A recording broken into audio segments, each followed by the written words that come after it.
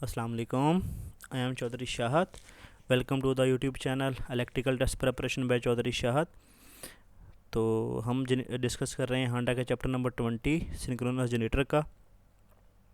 तो ये इसका पार्ट नंबर 3 है। अगर आपने पहले 2 पार्ट नहीं देखे तो पहले पार्ट नंबर 1 देखें, क्योंकि पार्ट नंबर 1 में हमने थ्योरी और इम्पोर्टेंट कॉन्सेप्ट डिस्कस किए हैं, जिससे आपकी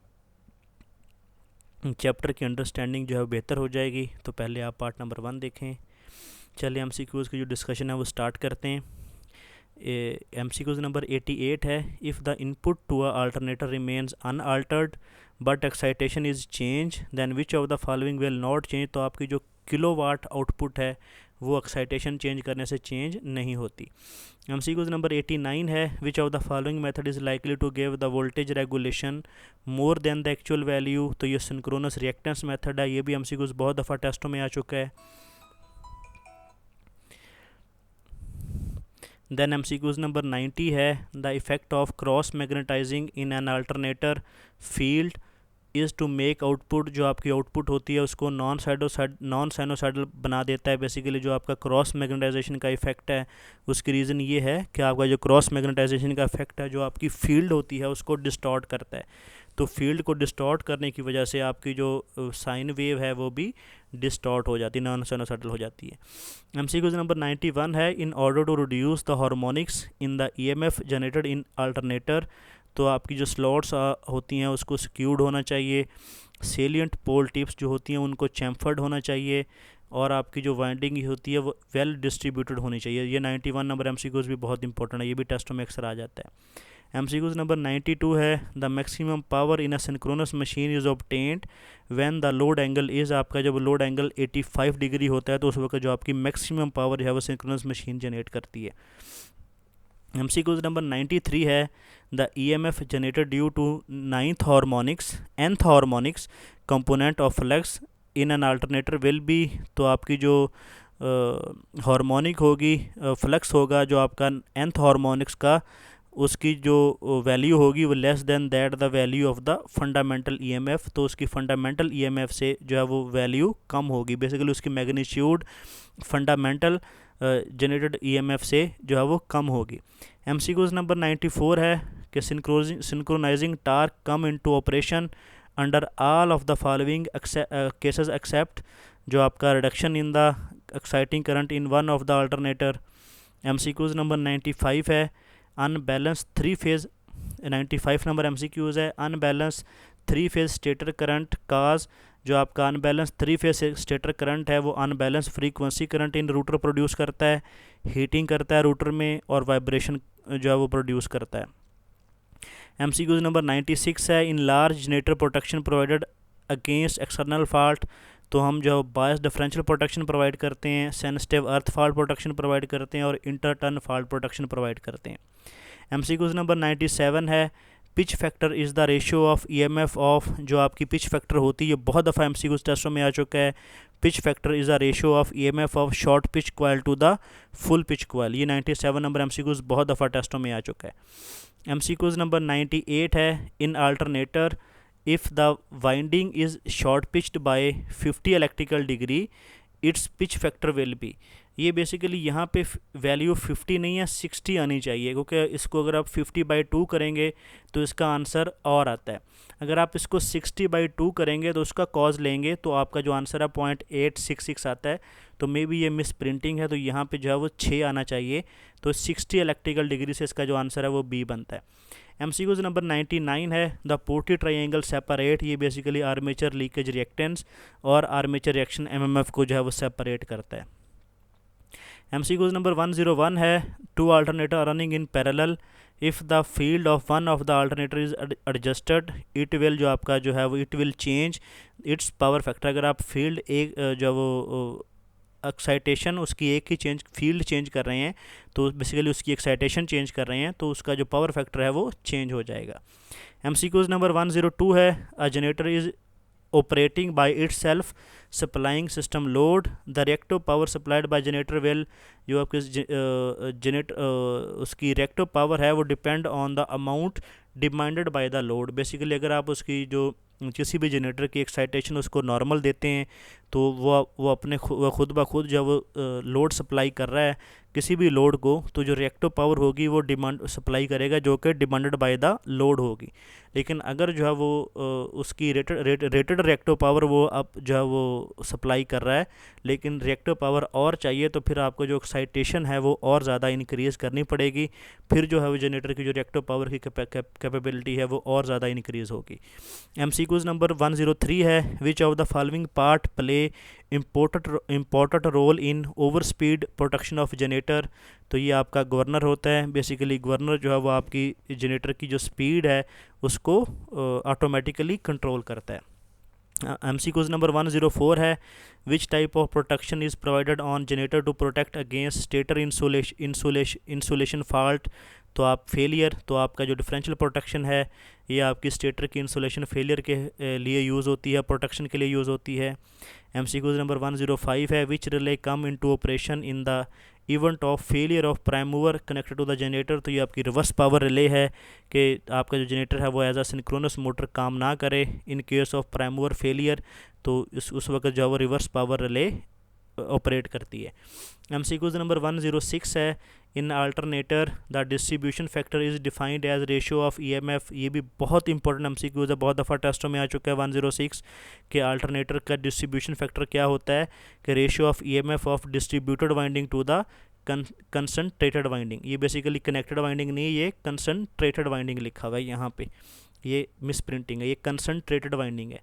MCQs नंबर 107 है, one of the advantage of distributing the winding in alternator is to. ये बेसिकली जो डिस्ट्रीब्यूशन हम करते हैं वाइंडिंग की, अगर वो डिस्ट्रीब्यूशन सही है तो उससे क्या होता है कि हमारी जो improve the voltage wave form, तो हमारी जो वोल्टेज की वेव फॉर्म है वो इम्प्रूव हो जाती है। MCQs नंबर 108 है, in case of uniform distribution winding the value of distribution factor जो होता है वो 0.995 होता है। ये भी MCQs बहुत दफ़ा टेस्टों में आ चुका है 108। MCQs नंबर 109 है, the advantage of short pitch winding क्या होता है, ये सप्रेशन ऑफ हार्मोनिक्स, ये हार्मोनिक्स को सप्रेस करती है। MCQs नंबर 109 भी बहुत इंपॉर्टेंट है, ये भी अक्सर टेस्टों में आ जाता है। MCQs नंबर 110 है, two alternator are connected in parallel, their KVA and kilowatt load shared can be change by changing respective their excitation and driving torque. ये अगर जो है वो KVA किलोवाट उसके एक्साइटेशन से चेंज होगा और किलोवाट जो लोड है वो ड्राइविंग टार्क से चेंज होगा। MCQs नंबर 111 है, in case of alternator the dark and bright lamp method is used for. ये जो हम जनरेटर को सिंक्रोनाइज़ करते हैं किसी भी बस बार से या किसी जनरेटर से, तो वहाँ उसमें एक डार्क और ब्राइट लैम्प मेथड हम यूज़ करते हैं सिंक्रोनाइजिंग के लिए। MCQs नंबर 112 है, the advantage of using short pitched winding in all alternator is that it reduce the total voltage around the armature coil. तो ये MCQs नंबर 112 बहुत इंपॉर्टेंट है, ये भी अक्सर टेस्टों में आ जाता है कि जो शॉर्ट पिच वाइंडिंग का जो फ़ायदा होता है वो reduce the total voltage around the armature coil. MCQs number 113 है, for the same power rating alternator operating at lower voltage will be, ये आपका लार्ज इन साइज़ होगा। जो लोअर वोल्टेज पे होगा क्योंकि उसकी करंट रेटिंग ज़्यादा होगी, तो इसलिए उसके जो इंसुलेशन है वो भी ज़्यादा होगी, कंडक्टर का डायमीटर भी ज़्यादा होगा, तो इसलिए उसका जो साइज़ होगा वो भी लार्ज होगा दूसरे अल्टरनेटर से। 114 नंबर MCQs है, which of the following is a common synchronous speed in RPM between 60 hertz and 50। तो ये 600 RPM है जो कि कॉमन है दोनों में। 115 नंबर MCQs है, all of the following loss for synchronous machine और फिक्स एक्सेप्ट। आपका कॉपर लॉस होता है जो कि करंट के साथ वेरी करता है, लोड करंट के साथ। MCQs नंबर 116 है, the salient pole type rotor as compare to cylindrical pole type rotor. तो उसका जो सेलियंट पोल टाइप होता है उसका डायमीटर लार्ज होता है और उसका एक्सियल लेंथ जो है वो स्मॉल होती है। अच्छा, non salient pole type router को सिलेंड्रिकल पोल टाइप भी बोलते हैं, ये आपने याद रखना है कि सिलेंड्रिकल पोल टाइप और नॉन सेलियंट पोल टाइप दोनों सेम होते हैं, उनकी जो डायमीटर होता है वो स्मॉल होता है और एक्सियल लेंथ होती है वो लार्ज होती है। MCQs नंबर 117 है, synchronous machine the field flux axis is ahead of armature flux axis in the direction of rotation. तो जो मशीन होगी वो वर्किंग एज जनरेटर होगी, क्योंकि अगर वो उल्टा होगा डायरेक्शन में रोटेशन की तो फिर वो एज अ सिंक्रोनस मोटर काम करेगा। MCQs नंबर 118 है, which of the following is not a common synchronous speed in RPM between 50 hertz and 25 hertz alternator. तो ये 200 RPM है। MCQs नंबर 120 है, the maximum current that can be supplied by alternator depend upon, ये आपका strength of magnetic field पे depend करता है। MCQs number 125 है, the imaginary or fictitious part of synchronous reactance take care of, जो आपका imaginary और फिक्शियस पार्ट है वो आर्मेचर रिएक्शन को डील करता है। MCQs नंबर 120 है, the alternator the use of short pitch coil of 160 degree will indicate the absence of, जो आपका ये इंडिकेट करेगा, ये बेसिकली हम इसको कैसे करते हैं कि हमने यहाँ पे जो है वो कॉज जो है वो 90 बनाना है अंदर 90। तो अब यहाँ पे क्या होता है कि जब 180 को माइनस 160 को करेंगे -80 से, तो हमारे पास जो है वो 20 आ गया, और इसको जो है वो डिवाइड करेंगे 2 से, तो इसका मतलब है यहाँ पे जो हमारा आंसर आ गया वो 10 आ गया। अब इसको अगर हमने 90 करना है तो इसको कितने से मल्टीप्लाई करेंगे, इसको करेंगे 9 से, तो इसका मतलब है जो n की वैल्यू है यहाँ पे n की वैल्यू वो 9 बन रही है। तो इसका मतलब है जो n की वैल्यू है उस हार्मोनिक को ये जो है वो एब्सेंस कर देगा, मतलब ख़त्म कर देगा।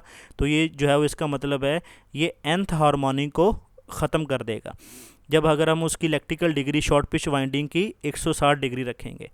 MCQs नंबर 127 है, a generator designed for operation at 60 hertz if it is operated at 50 hertz, तो उसकी जो ऑपरेशन वोल्टेज हैं वो डीरेट हो जाएंगे 550/60 of its original value. MCQs number 128 है, over heating of generator winding जो है वो reduce life of the machine. Basically जब जनरेटर की वाइंडिंग है ओवर हीट होगी तो उसमें जो इंसुलेशन पेपर होगा वो भी ओवर हीट होगा। जब एक दफ़ा जब आपका जो इंसुलेशन पेपर है वो ओवर हीट हो जाए तो वो डैमेज होना स्टार्ट हो जाता है, वो आहिस्ता आहिस्ता डैमेज होकर जो वो जल्दी मशीन आपकी जो वाइंडिंग है वो एक दिन ब्लास्ट कर जाएगी और आपका जनरेटर की जो लाइफ है वो ख़त्म हो जाएगी। तो इसी तरह जो जैसे जनरेटर ओवर हीट होता है तो उसकी जो लाइफ होती है वो कम हो जाती है, क्योंकि उसकी इंसुलेशन पेपर की जो लाइफ है वो कम हो जाती है। MCQs नंबर 129 है, router shaft of 500 megawatt alternator is supported in, ये आपके जर्नल बैरिंग से हम सपोर्ट करते हैं। MCQs नंबर 130 है, the voltage of field system for alternator is usually, जो वोल्टेज होते हैं वो लेस दैन 200 वोल्ट होते हैं। MCQs नंबर 131 है, maximum electric power output of synchronous generator, ये VT/EF/XS के इक्वल होती है। MCQs नंबर 132 है, the electrical angle between the field axis and axis of armature reaction of loaded synchronous generator with armature current lagging behind the excitation EMF delta, तो ये delta +90 के equal होता है। MCQs number 133 है, the two synchronous generator G1 and G2 are equally sharing the kilovar of the load while operating in parallel, keeping the terminal voltage fixed in order to shift part of kilovar from G2 to G1। तो इसका मतलब है the field current of G1 is raised and G2 is lowered। तो अगर अब आपने जो है वो शिफ्ट करना है किलोवार का G2 से G1 के ऊपर, तो G1 जिस पे शिफ्ट करना है उसके जो एक्साइटेशन है वो रेज करनी पड़ेगी, और जिससे शिफ्ट करना है उसकी जो एक्साइटेशन है वो लो करनी पड़ेगी। MCQs नंबर 134 है, अ synchronous generator is operating with excitation adjusted from unity power factor current at constant load when on increasing the excitation the power factor जो होगा वो लैग कर जाएगा अगर आप उसको मज़ीद उसका जो एक्साइटेशन है वो इंक्रीज़ करेंगे। MCQs नंबर 135 है, the changing the speed of alternator from 4000 RPM to 2000 RPM, तो जनरेटर जो EMF है वो भी हाफ हो जाएगी। MCQs नंबर 136 है, zero power factor method of alternator is use to find its, जो आपका ज़ीरो पावर फैक्टर मेथड है वो वोल्टेज रेगुलेशन को फाइंड करने के लिए इस्तेमाल किया जाता है। MCQs नंबर 137 है, sorry voltage regulation. MCQs number 137 है, the power factor of alternator is obtained from, जो जनरेटर का पावर फैक्टर होता है वो हम लोड से फाइंड करते हैं। MCQs नंबर 138 है, फॉर पैरेलल ऑपरेशन जो अल्टरनेटर मस्ट है तो उनके जो वोल्टेज रेटिंग है वो हमें सेम होनी चाहिए। MCQs नंबर 139 है कि for alternation having fractional pitch of 5/6 the coil span is, तो उसका जो कॉयल स्पैन होगा उसको सिंपली आप 180 डिग्री से मल्टीप्लाई कर दें तो आपका जो है 150 डिग्री होना चाहिए, अगर आपने फ्रैक्शनल पिच जो है वो 5/6 रखनी है तो। MCQs नंबर 140 है, fractional pitch to eliminate the 7th harmonics of alternator EMF, तो उसकी जो है वो फ्रैक्शनल पिच 6/7 होनी चाहिए। देन MCQs नंबर 144 है, following a sudden short circuit at the terminal of 3-phase unloaded synchronous generator, the initial effect of pole face damper winding जो होगा वो allow only partial linkage of the armature flux with the main field winding. MCQs number 145 है, in synchronous generator operating at zero power factor lagging the effect of armature reaction जो होगा वो demagnetising होगा। जब आपका जो पावर फैक्टर है वो लैगिंग में होगा तो वो आपको मेन फ्लक्स को डीमैग्नेटाइज करेगा, मतलब कम करेगा, अपोज करेगा। MCQs नंबर 147 है, ये बहुत दफ़ा टेस्टों में आ चुका है, the steady state stability limit of synchronous generator can be increased by increase in excitation of the machine, उसकी जो स्टेडी स्टेट स्टेबिलिटी है वो इंक्रीज़ हो जाती है।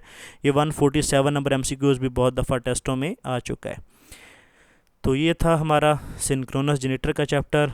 तो हांडा बुक का अगर आपको वीडियो अच्छी लगी हो तो वीडियो को लाइक कर दें, शेयर कर दें, चैनल को सब्सक्राइब कर लें, बेल आइकन को प्रेस कर लें ताकि आने वाली वीडियो का नोटिफिकेशन आपको मिल सके।